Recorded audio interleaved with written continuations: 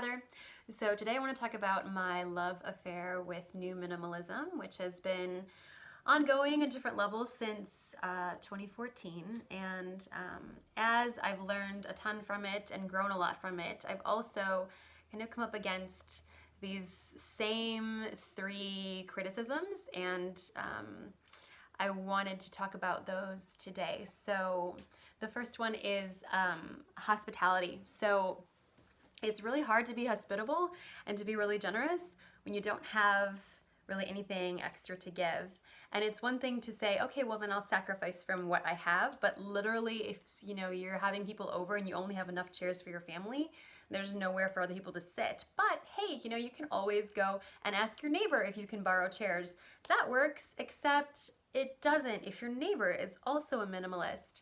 And that kind of calls into question, what is the sustainability of this kind of value system if it doesn't work when everyone shares it? So I guess, I don't know, you could ask your guests to bring their own chairs, right? I don't know. But that has been kind of this ongoing, okay, yeah, it's a little hard to be very abundant and hospitable. I mean, we don't keep food in our house that we don't eat. So someone comes over and wants coffee with cream and sugar. We don't have cream and sugar in our house. So, you kind of have to think ahead, or just, I don't know, choose to have extra, or just choose to say, sorry, we don't have any. So the second one is on economic security, economic optimism.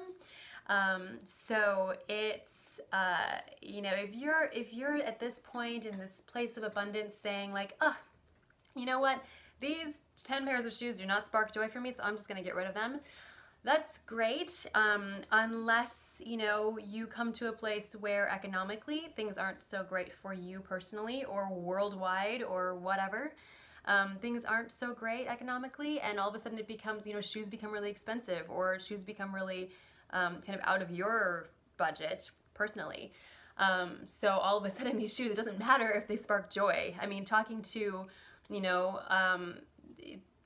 my grandma who lived through World War II, the concept of this, sparking joy, it's like, I don't need things that spark joy. I just need shoes that work and are warm.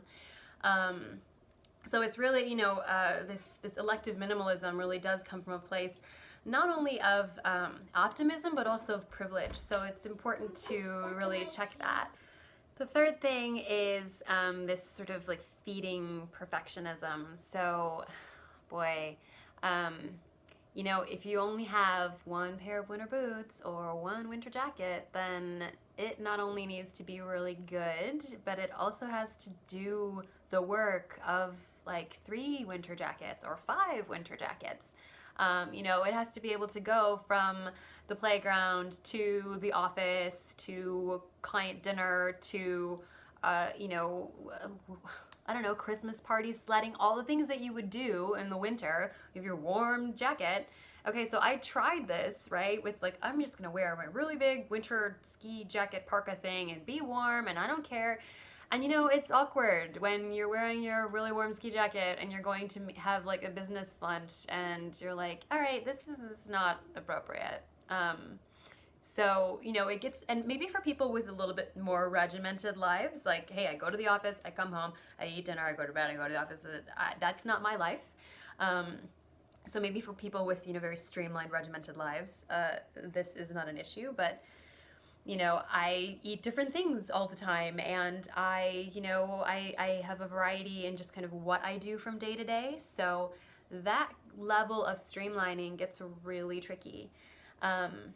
But anyway, all of that said, I still have gotten a lot of value out of minimalism despite these concerns, but I really would love to know, what do you think about those criticisms? And, as you've kind of considered minimalism yourself, what other things would you maybe add to that list? Talk to you later.